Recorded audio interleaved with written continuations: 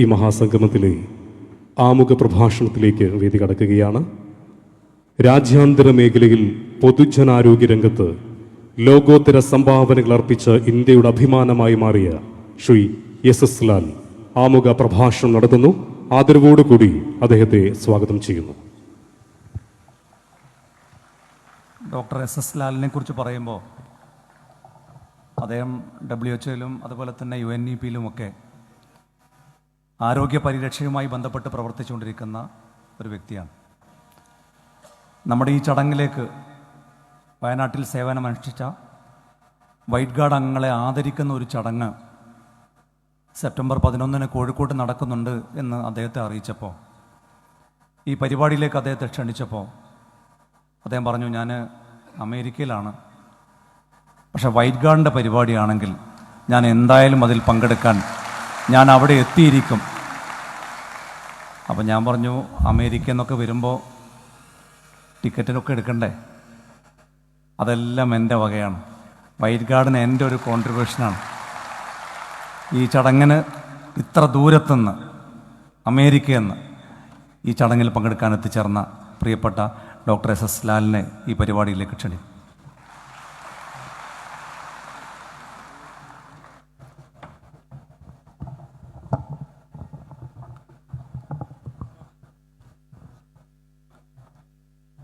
Youth league അധ്യക്ഷൻ Shri Syed Munawar Ali Shihab Thangal, secretary പ്രിയ സുഹൃത്ത് PK Firoz, Faisal Bafaqi, Ismail Wayanad, Shri Abdul Samad Samadani, Shri ET Muhammad Basheer, എനിക്ക് അറിയുന്നതും അറിയാത്തതുമായിട്ടുള്ള ഒരുപാട് വലിയ നേതാക്കൾ വേദിയിലിരിക്കുകയാണ്. എല്ലാവർക്കും, വേദിയിലിരിക്കുന്നവർക്കും വൈറ്റ് ഗാർഡിൻ്റെ എല്ലാ സുഹൃത്തുക്കൾക്കും മറ്റ് സ്നേഹിതർക്കും നമസ്കാരം.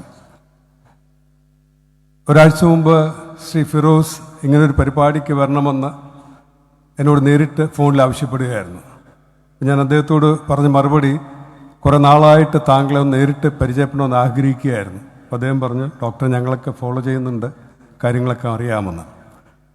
അപ്പോൾ ഞാൻ അമേരിക്കയിൽ ഒരു സന്ദർശനത്തിന് പോയാണ്, ഒരു കോൺഫറൻസിന് പോയതാണ്. പിന്നെ കുടുംബാംഗങ്ങൾ അവിടെയുണ്ട്. അപ്പോൾ ഞാൻ മറ്റന്നാളെ തിരുവനന്തപുരത്ത് വരേണ്ടതായിരുന്നു. പക്ഷെ ഞാൻ പറഞ്ഞു, ഈ പരിപാടി, ഫിറോസ് പറഞ്ഞ് ശരിയാണ്, ഈ പരിപാടിക്ക് ഞാൻ ടിക്കറ്റ് മാറ്റി കോഴിക്കോടേക്ക് വരിക. ഇന്ന് രാവിലെയാണ് 7 മണിക്കാണ് എത്തിയത്. വലിയ യാത്രാക്ഷീണമൊക്കെ ഉണ്ടെങ്കിലും പക്ഷെ ഇത്രയും വലിയൊരു പരിപാടി കണ്ടപ്പോൾ ശരിക്കും മനസ്സ് നിറയുകയാണ് ഉണ്ടായത്. ഞാൻ ലോകത്ത് ഒരുപാട് രാജ്യങ്ങൾ പ്രവർത്തിച്ചിട്ടുണ്ട്. ഏറ്റവും അവസാനം ജോലിയൊക്കെ രാജിവെച്ച് വന്ന ഇലക്ഷനൊക്കെ നിന്നപ്പോൾ അതുവരെ വാഷിങ്ടൺ DC-യിലായിരുന്നു. അതിനു മുമ്പ് സ്വിറ്റ്സർലൻഡ് ജനീവയിലായിരുന്നു, ലോകാരോഗ്യ സംഘടന ആസ്ഥാനത്ത്. തിമോർ എന്ന് പറയുന്ന രാജ്യത്ത് വർക്ക് ചെയ്തിട്ടുണ്ട്, കംബോഡിയ, പലയിടത്തും. തിമോർ എന്ന് പറയുന്ന ഏറ്റവും അവികസിതമായ രാജ്യമാണ്, അവിടെയും ജോലി ചെയ്തിട്ടുണ്ട്. ഒരുപാട് രാജ്യങ്ങൾ ഔദ്യോഗിക, ഈ വർഷം തന്നെ 7-8 പുതിയ രാജ്യങ്ങളിൽ പോകാൻ അവസരമുണ്ടായി. പക്ഷേ ഞാനൊരു കാര്യം തർപ്പിച്ച് പറയാൻ ആഗ്രഹിക്കുകയാണ്. ഞാനിവിടെ വന്നപ്പോൾ തൊട്ട് എല്ലാവരോടും പറയുകയാണ്, ഇത്രയും വലിയൊരു വോളണ്ടിയർ സംഗമം ഞാൻ ജീവിതത്തിൽ ആദ്യമായിട്ടാണ് പങ്കെടുക്കുന്നത്. നിങ്ങളുടെ പ്രവർത്തനം, ആ പ്രളയം നടക്കുമ്പോൾ ഞാൻ ഇന്തോനേഷ്യയിലായിരുന്നു, ഔദ്യോഗിക ആവശ്യത്തിനായിരുന്നു. അവിടെ ഇരുന്ന് വേദനയോടെ കാര്യങ്ങൾ കാണുമ്പോൾ നിങ്ങളുടെ അവിടുത്തെ പ്രവർത്തനവും കാണുകയും അതുമായി ബന്ധപ്പെട്ട ചില വിഷയങ്ങളൊക്കെ ഞാൻ ശ്രദ്ധിക്കുകയും ചെയ്തിരുന്നു.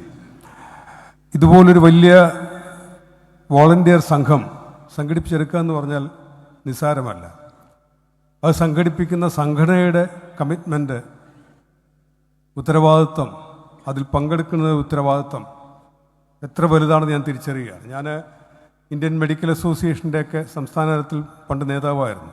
അന്ന് ഞങ്ങൾ ഈ മെഡിക്കൽ അസോസിയേഷനെയൊക്കെ കൂടുതൽ ജനകീയമാക്കാനും ജനങ്ങളുടെ ആരോഗ്യ പ്രശ്നങ്ങളിൽ, പൊതുജനാരോഗ്യ പ്രശ്നങ്ങൾ ഇടപെടാനൊക്കെ പരിശീലിപ്പിക്കുകയും പ്രഥമ ശുശ്രൂഷ, ഫസ്റ്റ് എയ്ഡ് ഉൾപ്പെടെയുള്ള പരിശീലനങ്ങൾക്ക് 10-30 വർഷം മുമ്പ് ഇടപെട്ടിരുന്ന ഒരാളെന്ന നിലയ്ക്ക് എനിക്കറിയാൻ കഴിയും എത്ര ബുദ്ധിമുട്ടുള്ള കാര്യമാണ്. ഒന്നാമത്തേതിന് മനുഷ്യർ തയ്യാറാകണം. തയ്യാറാകുന്നവരെ തയ്യാറാകുന്നവരെ അതിൽ തുടർന്ന് കൊണ്ടുപോകാൻ കഴിയണം. വളരെ ബുദ്ധിമുട്ടുള്ളൊരു കാര്യമാണ്. അപ്പോൾ അത് ഇതുപോലൊരു വലിയൊരു പ്രസ്ഥാനം, ഞാൻ ശ്രീ ഫിറോസ് പറഞ്ഞതിന് ശേഷമാണ് വൈറ്റ് ഗാർഡിനെ പറ്റി കൂടുതൽ അറിയുന്നത്. 10,000-ത്തിലധികം സന്നദ്ധ പ്രവർത്തകരുണ്ട് ഈ പ്രസ്ഥാനത്ത് നിന്ന് അറിയുമ്പോൾ വളരെ സന്തോഷം തോന്നി. അതുകൊണ്ട് തന്നെ ഞാൻ വന്നപ്പോഴും അതിനു മുൻപ് ഫിറോസിനോടുമൊക്കെ ചില കാര്യങ്ങൾ ഞാൻ പറയാൻ ശ്രമിക്കുന്നുണ്ടായിരുന്നു.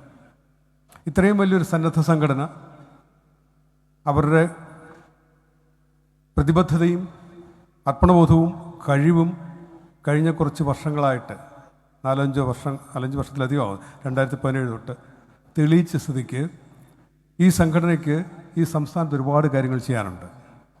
ഭംഗിവാക്കാക്കി ആയി പറയുന്നതല്ല. ലോകത്ത് വിവിധ രാജ്യങ്ങളിൽ പ്രവർത്തിക്കുമ്പോൾ പലപ്പോഴും ഇതുപോലത്തെ വലിയ ദുരന്തങ്ങൾക്കിടയിൽപ്പെട്ടിട്ടുണ്ട്.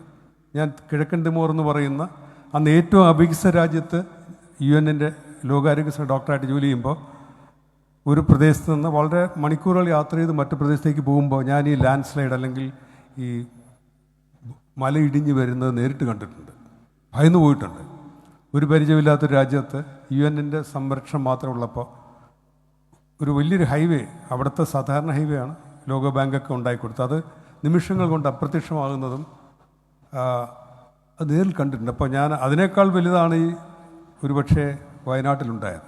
അപ്പോൾ അവരുടെ ഉണ്ടായ നഷ്ടങ്ങൾ ഞാൻ ടെലിവിഷനിൽ കാണുകയായിരുന്നു. കയ്യിൽ നിന്ന് അമ്മ വിട്ടുപോയി, അമ്മയെ വെള്ളം കൊണ്ടുപോയി, കുട്ടിയെ വെള്ളം കൊണ്ടുപോയി എന്നൊക്കെ പറഞ്ഞ മനുഷ്യരുടെ ഇടയിൽ അത്രയും ഭയമുണ്ടാക്കുന്ന തുടർ ദുരന്തങ്ങൾ ഉണ്ടാകാൻ സാധ്യതയുള്ള പ്രദേശത്ത് പോയി ധൈര്യത്തോടെ അവിടെ പ്രവർത്തനങ്ങൾ ചെയ്ത മനുഷ്യരുടെ നന്മ പറ്റിപ്പോയെന്നൊക്കെ പറയുന്ന പ്രചരണങ്ങൾക്ക് യാതൊരു സ്ഥാനവുമില്ലാന്ന് തെളിയിച്ച നിങ്ങളെ മുഴുവൻ പേരെയും എൻ്റെ മനസ്സിൻ്റെ ഏറ്റവും ഉള്ളിൻ്റെ ഉള്ളിൽ നിന്ന് അഭിനന്ദിക്കാനാണ്.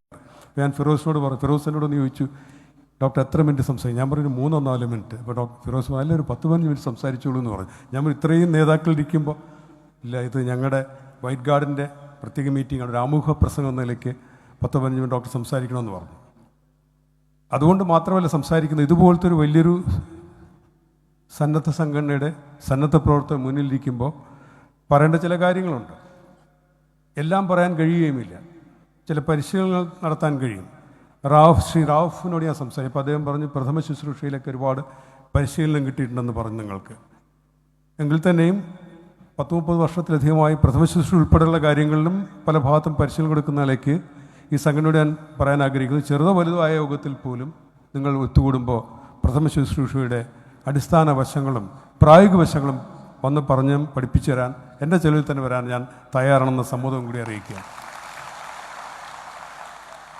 പിന്നെ പ്രഥമ ശുശ്രൂഷയെപ്പറ്റി അല്ലെങ്കിൽ ഇതുപോലത്തെ സന്നദ്ധ പ്രവർത്തനങ്ങളെപ്പറ്റി പറയുമ്പോൾ, ദുരന്തങ്ങൾക്കിടയിൽ പ്രവർത്തിക്കുന്ന മനുഷ്യരെപ്പറ്റി പറയുമ്പോൾ എപ്പോഴും പറഞ്ഞൊരു കാര്യമുണ്ട്. ദുരന്തം അനുഭവിക്കുന്നവരുടെ ജീവനും അവിടെ സഹായത്തിനെത്തുന്നവരുടെ ജീവനം തുല്യ പ്രാധാന്യമുള്ളതാണ്. അവിടെയാണ് നിങ്ങളുടെ പരിശീലനത്തിൻ്റെ പ്രത്യേകതയുള്ളത്. സന്നദ്ധ പ്രവർത്തനങ്ങളുടെ മനസ്സ്, അതിനൊപ്പം തന്നെ നമുക്ക് അപകടം പറ്റാതിരിക്കാനുള്ള മുൻകരുതൽ എടുക്കണം. അതിനൊക്കെ നിങ്ങളുടെ പരിശീലകർ പറഞ്ഞതുണ്ടാവുമെന്ന് വിശ്വസിക്കുക. മറ്റു വിഷയത്തിലൂടെ കൂടി കടന്നു പോകാൻ ആഗ്രഹിക്കുകയാണ്. കേരളം നമുക്കറിയാം ആരോഗ്യരംഗത്ത് വളരെ മുന്നിലാണ്, മറ്റ് സംസ്ഥാനങ്ങളെക്കാൾ വളരെ മുന്നിലാണ്. ലോകത്ത് വികസിച്ച നാടുകൾക്കൊപ്പം നമ്മുടെ ആരോഗ്യ സൂചികൾ എത്തി എന്നുള്ളത് യാഥാർത്ഥ്യമാണ്. അതിപ്പോഴത്തെ ഈ ഗവൺമെൻറ് പറയുന്നത് പോലെ 7 വർഷം കൊണ്ടുണ്ടായതൊന്നുമല്ല. അതിന് നൂറ്റാണ്ടുകളുടെ പഴക്കമുണ്ട്. ഈ ഭൂമിയുടെ എന്നോടൊരിക്കൽ ഒരു തർക്കത്തിൽ ഇടപെട്ട മന്ത്രിയോട് ഞാൻ ചോദിച്ചു, ആരോഗ്യമന്ത്രിയോട്, ഈ മുഴുവൻ മന്ത്രിമാരെയും കൊണ്ട് ഉത്തർപ്രദേശിൽ വെച്ച് കഴിഞ്ഞാൽ ഉത്തർപ്രദേശ് മാറുമോ? അപ്പോൾ കേരളമായതിൻ്റെ പ്രത്യേകതകളുണ്ട്. 40-ലധികം നദികളുള്ളതുകൊണ്ട്, ശുദ്ധജലം ലഭിക്കുന്നത് കൊണ്ടും അങ്ങനെ ഒരുപാട് കാര്യങ്ങൾ, പിന്നെ സ്ത്രീകളുടെ വിദ്യാഭ്യാസം, ഒരുപാട് കാര്യങ്ങളുണ്ട്. മാതൃമരണ നിരക്കും ശിശുമരണ നിരക്കും ഒക്കെ വളരെ കുറവാണ് കേരളത്തിൽ. അത് വർഷങ്ങൾ കൊണ്ട് നേടിയെടുത്തതാണ്. ആ തെറ്റിദ്ധാരണ പരത്താൻ വേണ്ടിയുള്ള ചില പ്രസ്താവനകൾ തിരുത്തിയതാണ്. ഒരു ഗവൺമെൻറ് അങ്ങനെ പറയാൻ പാടില്ല. 10ാം ക്ലാസ്സിൽ ടീച്ചർ ഒരു കുട്ടിക്ക് റാങ്ക് കിട്ടിയ പറയുകയാണ്, ഞാൻ 10ാം ക്ലാസ് നന്നായി പഠിപ്പിച്ചുകൊണ്ട് റാങ്ക് കിട്ടിയത്. അങ്ങനെയല്ല.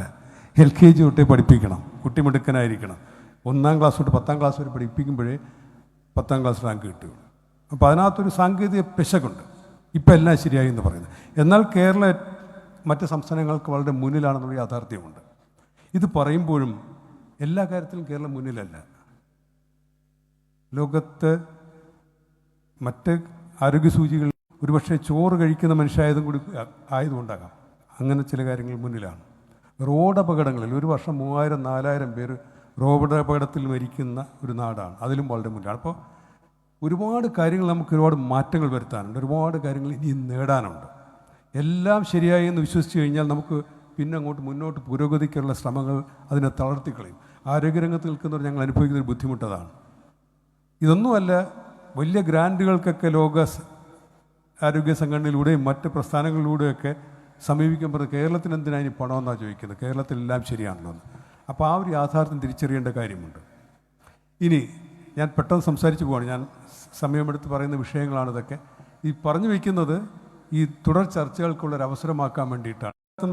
ഒരു രാഷ്ട്രീയ നേതാവ് സംസാരിച്ചപ്പോൾ ഞാൻ പറഞ്ഞു, നമ്മളിവിടെ ഡെങ്കിപ്പനി അല്ലേ, ഡെങ്കിപ്പനി വന്ന് ഒരുപാട് പേര് മരിക്കുന്നുണ്ട്, കേരളത്തിൽ മരിക്കുന്നുണ്ട്. അപ്പോൾ ഒരാൾ പറഞ്ഞു, ഡോക്ടറെ ഞങ്ങൾ കൊതുവല ഇട്ടൊക്കെയാണ് കിടക്കുന്നത്, പിന്നെ എങ്ങനെ ഡെങ്കിപ്പനി വരാൻ? ഇപ്പം എൻ്റെ കുടുംബത്തിൽ ഒരാൾക്ക് ഡെങ്കിപ്പനി വന്നു. വളരെ സ്വാഭാവിക ഒരു ചോദ്യമാണ്. അതിൻ്റെ മെഡിക്കൽ ഉത്തരം എന്താണെന്നറിയാം, ഡെങ്കിപ്പനി പരത്തുന്ന കൊതുക് കടിക്കുന്ന പകലാണ്. നമ്മളാരെങ്കിലും പകൽ കൊതുവലയിട്ട് കിടക്കുമോ? ചെറിയ കാര്യമാണ്. ഇപ്പോൾ കൊതുവലയിട്ടാൽ കേരളത്തിലുള്ള ഡെങ്കിപ്പനിയാണ്, മലമ്പനിയൊക്കെ ഒരുപാട് കുറഞ്ഞു, തീരെയില്ല. ഡെങ്കിപ്പനിയുണ്ട്, പക്ഷേ അതിന് പകൽ കടിക്കുന്ന കൊതുകാണ്. രാത്രി കൊതുവലയിട്ടിട്ട് കാര്യമില്ല. കുട്ടികൾക്ക് വേണമെങ്കിൽ കുട്ടികൾ ഇറങ്ങുമ്പോൾ പകൽ കൊതുവലയിടാം. അപ്പോൾ വീടുകൾ കൊതുക് ഇല്ലാത്ത സ്ഥലങ്ങളാക്കണം. ചെറിയ ചിലവിൽ തന്നെ നെറ്റടിച്ച് വീട്ടിൽ കൊതുക് കിടക്കാത്ത രീതിയിലാകാം. അല്ലെങ്കിൽ കൊതു വളരുന്ന സ്ഥലത്ത് വെള്ളം കമഴ്ത്തിക്കളയാം. അങ്ങനെ ഒരുപാട് കാര്യങ്ങളുണ്ട്. അതുപോലെ തന്നെ ഞാൻ പറഞ്ഞൊരു മിഥ്യാധാരണയെ പറ്റിയാണ്, അല്ലെങ്കിൽ മെഡിക്കൽ സയൻസിൻ്റെ അറിവ് നമ്മളുടെ സാധാരണക്കാരിലെത്താത്തതിൻ്റെ ഒരു ന്യൂനതയെ പറ്റിയാണ്. ഒരു കാര്യം കൂടി പറയാം, നിങ്ങൾ സന്നദ്ധ പ്രവർത്തകരായതുകൊണ്ട് അത് പറഞ്ഞിട്ട് ഞാൻ അവസാനിപ്പിക്കാൻ തോന്നുന്നു. എല്ലാ സിനിമകളിലും കറങ്ങി വീഴുന്ന ആളിനെ, അപകടം പറ്റിയ ആളിനെ ആദ്യം കൊടുക്കുന്നത് വെള്ളമാണ്. വെള്ളം കൊണ്ടുവന്നാണ് പറയുന്നത്. ഞാൻ വിമാനത്തിനകത്ത് തന്നെ രക്ഷിച്ച ഒരുപാട് ജീവനുകളുണ്ട്, തല കറങ്ങി വീണിട്ടുമൊക്കെ. പലപ്പോഴും റോഡ് അപകടത്തിലൊക്കെ പെടുകയും അല്ലെങ്കിൽ ഇതുപോലത്തെ വലിയ അപകടങ്ങൾ പെടുമ്പോൾ ഓർമ്മയില്ലാതെ കിടക്കുന്ന ഒരാളിനെ വിളിച്ചുണർത്തി വെള്ളം കൊടുക്കുന്നതാണ് ഏറ്റവും വലിയ അപകടം. നമ്മൾ വെള്ളം കുടിക്കുമ്പോൾ നമ്മുടെ തൊണ്ടയിലൂടെ വയറ്റിലേക്കാണ് പോകുന്നത്. അത് ഓർമ്മയുള്ളത് കൊണ്ടാണ്. ഇത് വളരെ സ്വാഭാവികമായിട്ട് ചെയ്തു പോകുന്നതാണ്. അതുകൊണ്ടാണ് ഈ വിഷയം പറയണമെന്ന് വിചാരിച്ചത്. പ്രഥമ ശുശ്രൂഷ റോഡ് അപകടത്തിൽപ്പെട്ട ആൾ, മറ്റപകടത്തിൽപ്പെട്ട ആൾ, ഓർമ്മയില്ലാത്ത ആൾ തട്ടി ഉണർത്തിയിട്ട് ആദ്യം കൊടുക്കുന്ന വെള്ളമാണ്. പലപ്പോഴും വെള്ളമോ എന്തെങ്കിലും ഭക്ഷണമോ കൊടുത്ത ഒറ്റ കാരണം കൊണ്ടാണ് ജീവനുകൾ നഷ്ടപ്പെടുന്നത്. നല്ലതുപോലെ ഉണർന്ന് വെള്ളം കുടിക്കാവുന്നൊരവസ്ഥയിലെത്തിയിട്ട് മാത്രമേ കൊടുക്കാവൂ. അല്ലെങ്കിൽ വെള്ളം കൊടുത്തുകൊണ്ടിരിക്കുമ്പോൾ തന്നെ ചിലപ്പോൾ ഓർമ്മ പോവുകയും ഈ കുടിച്ച വെള്ളം ശ്വാസകോശത്തിലെത്തുകയും മരിച്ചു പോവുകയും ചെയ്യും. പ്രഥമ ശുശ്രൂഷ എന്ന് പറഞ്ഞ് ചെയ്യുന്ന ഒറ്റ കാരണം കൊണ്ട് ഒരാൾ മരിച്ചു പോകാൻ സാധ്യതയുണ്ട്. ഇത് വളരെ വ്യാപകമായിട്ട് ഇനി ഓർക്കണം. അത് എല്ലാ സിനിമയിലും സീരിയലും ഒരാൾ തലകറങ്ങി വീണ് കഴിഞ്ഞാൽ അപ്പോൾ വെള്ളം കുടിപ്പിക്കുകയാണ്. അത് പലപ്പോഴും ആശുപത്രിയിലൊക്കെ ഞങ്ങൾ സർജറി വിഭാഗത്തിലൊക്കെ ജോലി ചെയ്യുമ്പോൾ പലപ്പോഴും ഒരു അപകടം വന്ന് പുറത്തൊരു മുറിവുമില്ല, പക്ഷെ ഭയങ്കര വയറുവേദനയാണ്, കണ്ണൊക്കെ നമ്മുടെ പെയിലാകാന്ന് പറയും, അല്ലെങ്കിൽ വിളർച്ചയൊക്കെ ഉണ്ടായി വരും. അകത്തൊരു അവയവം, ലിവർ ചിലപ്പോൾ മുറിഞ്ഞു പോയതായിരിക്കും, അല്ലെങ്കിൽ കുടൽ മുറിഞ്ഞതായിരിക്കും, പുറത്തൊരടയാളവുമില്ല. അയാളെ ഇമ്മീഡിയറ്റായിട്ട് ഒരു ശസ്ത്രക്രിയ നടത്തി കഴിഞ്ഞാൽ ജീവൻ രക്ഷിക്കാം. പക്ഷെ ചോദിക്കുമ്പോൾ വരുന്ന വഴിക്ക് വെള്ളവും കുടിച്ചിട്ട് പഴവും കൂടെ കൊടുത്തിട്ടാണ് കൊണ്ടുവന്നിരിക്കുന്നത്. പിന്നെ ഒരു 6 മണിക്കൂർ കാത്തിരുന്നാൽ മാത്രമേ ഓപ്പറേഷൻ ചെയ്യാൻ പറ്റുള്ളൂ. ഒറ്റക്കാന്ന് വെച്ചാൽ മരിച്ചു പോകാറുണ്ട്. അപ്പോൾ ശ്രദ്ധിക്കേണ്ട ഒരുപാട് കാര്യങ്ങളുണ്ട്. ഇതൊക്കെയാണ് പറഞ്ഞത്. ഇനിയുള്ളൊരവസരങ്ങളിൽ ചെറിയ ഗ്രൂപ്പിലാണെങ്കിൽ പോലും ഞാൻ വന്ന് ഇത്തരം വിഷയങ്ങൾ സംസാരിക്കാൻ തയ്യാറാണ്. എൻ്റെ ചിതറിയ ചിന്തകളാണ് ഞാൻ അവതരിപ്പിച്ചത്. കാരണം ഇത്രയും മഹാനേതാക്കന്മാർ, E.T. മുഹമ്മദ് ബഷീർ സാറൊക്കെ വരുന്നുണ്ട്. അദ്ദേഹം ഓർക്കുന്നുണ്ടോ എന്ന്? പണ്ട് അദ്ദേഹത്തിൻ്റെ കുട്ടിയെ കൊണ്ട് ഞാൻ യുവ ഡോക്ടറായിരുന്നപ്പോൾ ആശുപത്രിയിൽ പോയിട്ടുണ്ട്, മറന്നുപോയിട്ടുണ്ട്. അവർ A.K. ആൻ്റണി സാർ പറഞ്ഞിട്ട് പരിചയപ്പെട്ട ഒരുപാട് പേരെ കണ്ടപ്പോൾ തന്നെ ഞാൻ അതിശയിച്ചു പോയി. പ്രസംഗം വളരെ ചുരുക്കണമെന്ന് ആഗ്രഹിച്ചാണ്. പക്ഷേ വീണ്ടും എല്ലാ മുസ്ലിം ലീഗ്, യൂത്ത് ലീഗ് നേതാക്കളോടും ഇങ്ങനൊരു അവസരം തന്നതിന് നന്ദി പറയുന്നു. എന്നെ ശ്രമിച്ചതിന് മുഴുവൻ വൈറ്റ് ഗാർഡ് വോളണ്ടിയേഴ്സിന് നന്ദി പറയുന്നു. എല്ലാ നന്മകളും എല്ലാവർക്കും വരട്ടെ എന്ന് ആശംസിച്ചുകൊണ്ട് നിർത്തുന്നു. നമസ്കാരം. Thank you sir.